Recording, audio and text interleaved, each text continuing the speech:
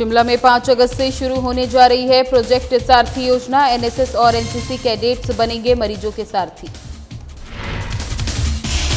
प्रदेश में लॉटरी शुरू होने के मामले में गरमाई सियासत। राजस्व मंत्री जगत सिंह नेगी ने बीजेपी पर किया पलटवार।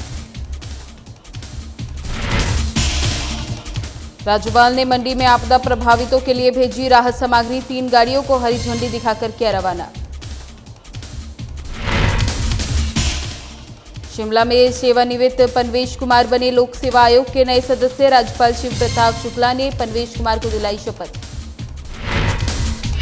मंडी में भारी बारिश से हुआ 16 करोड़ का नुकसान। बारिश से जेल रोड में 3 लोगों की मौत।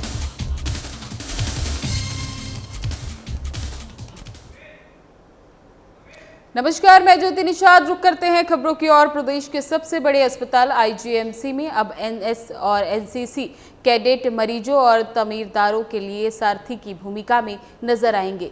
बता दें कि प्रदेश सरकार 5 अगस्त से प्रोजेक्ट सारथी योजना शुरू करने जा रही है। अस्पतालों में रोगी मार्गदर्शन और युवाओं की भागीदारी बढ़ाने के लिए शिक्षा और स्वास्थ्य विभाग इस प्रोजेक्ट पर एक साथ काम करेंगे।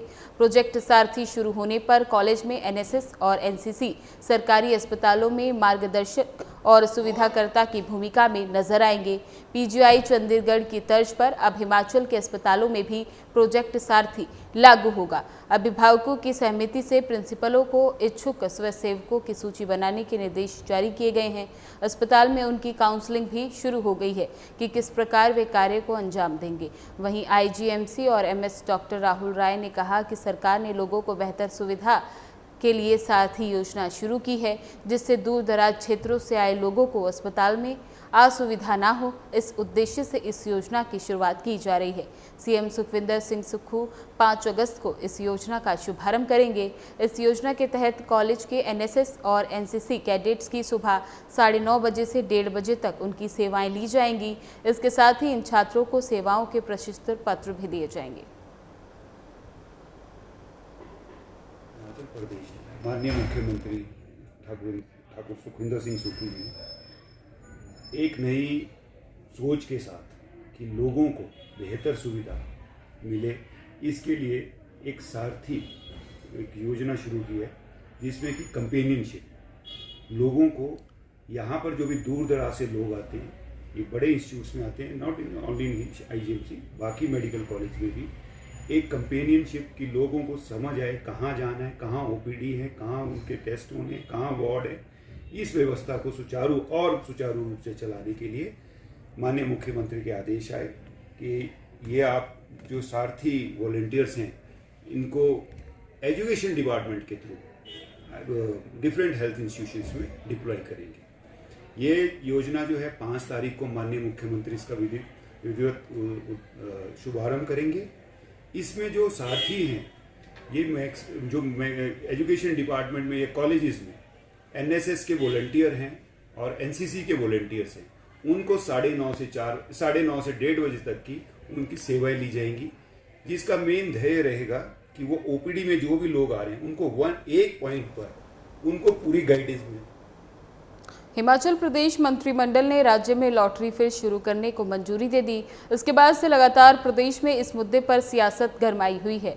लॉटरी शुरू करने को लेकर विपक्ष के हमले का राजस्व मंत्री जगत सिंह नेगी ने जवाब दिया, जहां नेगी ने कहा कि बीजेपी के लोग बिना तथ्य जाने लोगों को गुमराह करने का काम कर रहे हैं। उन्होंने कहा कि लॉटरी शुरू करने की इजाज़त उन्हें केंद्र से ही मिली है। बीजेपी को इलेक्टोरल बॉन्ड के माध्यम से मिले चंदे में बड़ा हिस्सा लॉटरी संचालकों से मिला। बीजेपी खुद लॉटरी के जरिए पार्टी के लिए करोड़ों का चंदा इकट्ठा कर रही है। इसके साथ ही राजस्व मंत्री जगत सिंह नेगी ने कहा कि बीजेपी को राजनीति करने के लिए केवल मुद्दा चाहिए। वहीं ठेकेदारों के लंबित भुगतान न होने के मामले में उच्च की न्यायालय की टिप्पणी पर राजस्व मंत्री ने कहा कि ये कथन राज्य के हित में नहीं है। न्यायमूर्ति अजय मोहन गोयल की अदालत ने लंबित भुगतान को लेकर एक याचिका पर सुनवाई के दौरान सरकार से पूछा था कि प्रदेश आर्थिक आपातकाल क्यों नहीं लगाया गया। पक्ष तो जो है उनको कोई ना कोई मुद्दा चाहिए, चाहे वो ठीक हो या ना हो, पर मैं उनसे भी ये प्रश्न करना चाहता हूँ कि केंद्र सरकार का जो है अधिकार क्षेत्र में है और हमें भी परमिशन जो है केंद्र सरकार से ही लेना पड़ता है और हमने लिया भी है। केंद्र सरकार का आपने अगर देखें तो जो ये था कि इलेक्टोरल बॉन्ड्स है, उसमें जो सबसे ज़्यादा पैसा भारतीय जनता पार्टी को अगर मिला है तो लॉटरी वालों से मिला है। खुद तो लॉटरी के माध्यम से पार्टी को भी जो है करोड़ों अरबों रुपए इकट्ठा करा रहे हैं। और हिमाचल में फिर ये बात जो कल मैं देख रहा था कि बिंदल साहब कह रहे हैं कि सब जाएंगे बाज़ार में लॉटरी खरीदेंगे, ये जो है बात पहले देखते नहीं नोटिफिकेशन क्या होने वाला है। हमारा जो यहाँ हिमाचल में लॉटरी जो होगा वो ऑनलाइन लॉटरी है, ऑफलाइन लॉटरी की बात ही नहीं हुई है। तो ये जो चीज़ नहीं है उसको पहले बोलकर लोगों को गुमराह करते हैं। अब ऑनलाइन में जो है केंद्र सरकार ने पता नहीं दर्जनों जो है कंपनियों को इसकी छूट दे रखी है, इसके परमिशन दे रखी है। या तो केंद्र सरकार सारे बंद कर दे तो फिर और जो है प्रदेश सरकारों को भी इसकी ज़रूरत नहीं पड़ेगी। भाजपा रूल स्टेट्स में बहुत सारे स्टेट्स में जो है ये लॉटरी का जो है बड़े लंबे समय से चल रहा है। हिमाचल में तो कांग्रेस की सरकार ने जब इसमें ऑफलाइन था उस समय, उस ऑफलाइन को बंद करके जो है वो एक किस्म से उस समय की ज़रूरत के हिसाब से उसको बंद किया था। परंतु आज जब ऑनलाइन सारे लॉटरी चल रहे हैं, इसमें कई नाम है, बड़े बड़े नाम आप जानते हैं, और बड़े बड़े नामी कंपनियां इसमें हैं, सब केंद्र सरकार के जो आशीर्वाद से चल रहे हैं, तो हिमाचल को भी ऑनलाइन चलाने में क्या दिक्कत है। राज्यपाल शिव प्रताप शुक्ला ने राजभवन में मंडी आपदा प्रभावितों के लिए 3 गाड़ियों में राहत सामग्री को हरी झंडी दिखाकर रवाना किया। राज्यपाल आज खुद भी आपदा प्रभावित क्षेत्र का दौरा करने जा रहे हैं। इस दौरान राज्यपाल ने कहा कि मंडी आपदा प्रभावितों के लिए राहत सामग्री भेजी गई है, अगर और भी जरूरत महसूस होगी तो वो भी भेजी जाएगी। राजभवन राहत सामग्री भेजने में अपने आप में सामर्थ्य रखता है। सरकार की तरफ से अभी तक मंडी जिले में क्या मदद दी गई है, इसकी उनको जानकारी नहीं है। वहीं प्रधानमंत्री से हुई मुलाकात को लेकर राज्यपाल शिव प्रताप शुक्ला ने बताया कि प्रधानमंत्री हिमाचल प्रदेश की आपदा को लेकर चिंतित हैं। प्रधानमंत्री ने प्रदेश के लोगों को अपने रहन सहन में बदलाव करने की जरूरत की बात कही। आपदा प्रभावितों की मदद को लेकर प्रधानमंत्री ने आश्वासन दिया है और केंद्र सरकार लगातार मदद कर रही है। आपदा को लेकर केंद्रीय टीम के आकलन के बाद केंद्र सरकार की तरफ से मदद की जाएगी। इसके साथ ही राज्यपाल के लिए खरीदी गई नई गाड़ी को लेकर कहा कि नई गाड़ी क्यों खरीदी गई है। सरकार को ये भी बताना चाहिए था, नियमों के मुताबिक पुरानी गाड़ी दिल्ली में नहीं चल सकती थी, इसीलिए सरकार ने नई गाड़ी ली है। राहत जो हम भेज रहे हैं, मैं ये जरूर ये कह सकता हूं कि सभी की आवश्यकता की पूर्ति केवल इतने से नहीं हो पाएगी। फिर भी इसके पहले भी 3 गाड़ियां यहां से राजभवन से रेडक्रॉस के द्वारा भेजी गई थी। अब 3 पुनः भेजी गई है, जिसमें 1 कुल्लू भी जाएगी और 2 मंडी के लिए रहेगी। इसमें हम ब्लैंकेट भी भेज रहे हैं, तिरपाल भी भेज रहे हैं और इसके साथ साथ फैमिली टेंट भी भेज रहे हैं और सोप है, माचिस है, अगर ये मोमबत्ती है, इसके साथ साथ बिस्किट है, रस्क है, ये सब जो है हम यहाँ से भेजने का काम कर रहे हैं। तेल है, साबुन है, सैनिटरी पैड इत्यादि भी है। जो किचन सेट है उसमें गिलास इत्यादि भी हम डाल करके भेज रहे हैं। तो इस तरह से मुझे लगता है कि 300-400 परिवारों के लिए एक गाड़ियों में हम भर करके भेज रहे हैं। तो ऐसे लगभग 1200-1300 परिवारों को हम रेड क्रॉस के द्वारा इस बैच में जो है भेजने का काम कर रहे हैं। आज स्वयं भी हम जा रहे हैं। आज हम मंडी में करेंगे और कल जो है उधर थुनाग और जिंजली ये सब करते हुए तब परसों फिर राजभवन लौटेंगे। माननीय प्रधानमंत्री से हमारी मुलाकात हुई थी। माननीय प्रधानमंत्री जी से मैंने बताया था, वैसे वो स्वयं हर क्षण जो है अपना रिव्यू करते रहते हैं। हिमाचल पर उनकी विशेष स्नेह रहता, जिसके नाते वो कहते तो अच्छी बात हुई हमारी, और उन्होंने हिमाचल को बहुत अच्छी तरह से पहले भी समझा है। समझने के बाद उन्होंने कहा कि अब यहाँ के रहन सहन में भी लोगों को परिवर्तन करना पड़ेगा, नहीं तो जिस प्रकार से नुकसान हो रहा है, अगर लोगों ने अपने को परिवर्तित नहीं किया तो काफ़ी नुकसान हो सकता है। सहायता के संदर्भ में भी वो है। तो देखिए, केंद्रीय सहायता को तब मिलती है जब समीक्षा हो जाती है केंद्रीय टीम की। तो केंद्रीय टीम जो रिपोर्ट देता है उसी आधार पर जो है सहायता वो देते हैं। शेष तो यहाँ पर हम लोग कर ही रहे हैं, समाज के लोग भी कर रहे हैं, हम भी कर रहे हैं, शासन भी कर रहा है।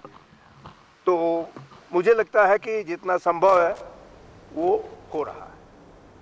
सेवानिवृत्त भारतीय वन सेवा अधिकारी पवनीश कुमार को हिमाचल प्रदेश लोक सेवा आयोग का नया सदस्य नियुक्त किया गया है। शुक्रवार को राजभवन शिमला में आयोजित एक सादे समारोह में राज्यपाल शिव प्रताप शुक्ला ने उन्हें पद और गोपनीयता की शपथ दिलाई।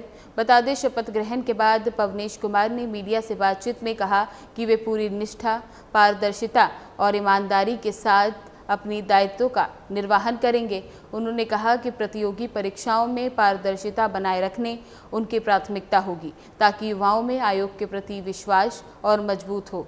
उल्लेखनीय है कि पवनीश कुमार एक अनुभवी अधिकारी रहे हैं और सेवाकाल के दौरान विभिन्न महत्वपूर्ण जिम्मेदारियों का कुशलतापूर्वक निर्वहन कर चुके हैं। अब लोक सेवा आयोग के सदस्य के रूप में उनका अनुभव आयोग की कार्यप्रणाली को और अधिक प्रभावशाली बनाने में सहायक होगा। इस अवसर पर राज्यपाल, सचिवालय के वरिष्ठ अधिकारी और लोक सेवा आयोग के प्रतिनिधि भी उपस्थित रहे।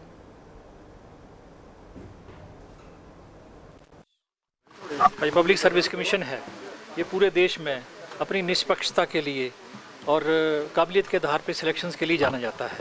तो मैं भी अब उसका एक हिस्सा बन गया हूँ और उस भाव को और मजबूत किया जाएगा, पारदर्शिता बनाई जाएगी, काबिलियत को जगह मिलेगी, यही मेरा कहना है। सर, प्राथमिकताएं क्या रहेगी? जैसे अभी देखते हैं कि बहुत सारी भर्तियां पद। देखो, आपको ये भी पता होना कि जो भर्तियों के बारे में जो रिक्वायरमेंट है वो सरकार से आती है।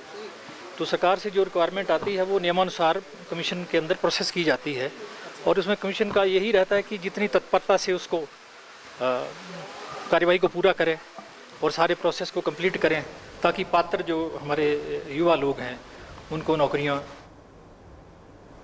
मंडी में 29 और 30 जुलाई को हुई बारिश से निगम के 15 वार्डों में भारी नुकसान हुआ। इस बारिश ने निगम के जेल रोड में 3 जानें भी ले ली। बता दें, निगम के जेल रोड, सैंड और कल्याण नाम से भारी नुकसान हुआ है।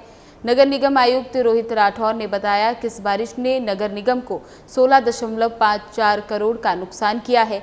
उन्होंने कहा, राहत बचाव कार्य युद्ध स्तर पर जारी है, जिसमें श्रमिक और मशीनों के माध्यम से मलबे को हटाया जा रहा है। इसके साथ ही कहा कि इन सभी स्थानों को जल्द ही दुरुस्त कर दिया जाएगा।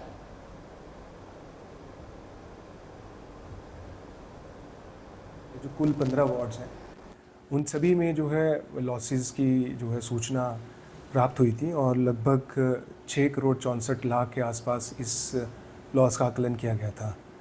परंतु जो अभी हाल ही में 29 जुलाई की रात और सुबह 30 जुलाई को जितना नुकसान यहाँ पे हुआ है वो मुख्यतः पैलेस कॉलोनी 1, पैलेस कॉलोनी 2 जो वार्ड्स हैं हमारे, वार्ड नंबर जो 8 और 9, साथ में वार्ड नंबर 4 जो नेला वार्ड है, इनमें अत्यधिक जो है नुकसान की सूचना है। और एक ही दिन में जो नगर निगम का 29 जुलाई का जो अभी आकलन हुआ है नुकसान का, वो लगभग 10 करोड़ के आसपास। कर्मचारी अभियंता और पेंशन भोगियों के संयुक्त संघर्ष समिति की जिला मंडी इकाई द्वारा आज एक प्रेस वार्ता का आयोजन किया गया।